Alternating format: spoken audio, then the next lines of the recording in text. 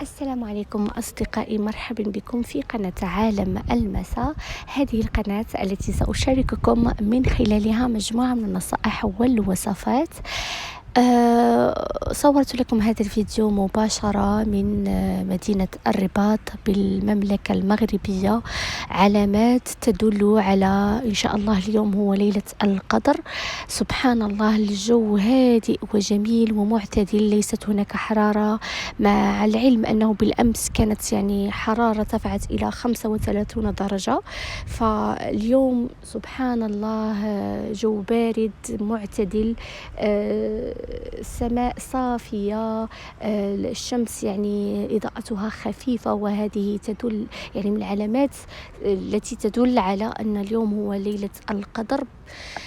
سبحان الله، يعني السماء صافية كما ترون،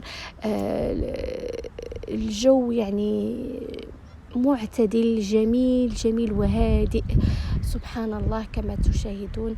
سبحان الله، يعني نسأل الله يعني أن يستجيب لدعائنا، ونسأله الله عز وجل أن يعتق رقابنا من النار، وأن تغفر ذنوبنا جميعها بدون استثناء.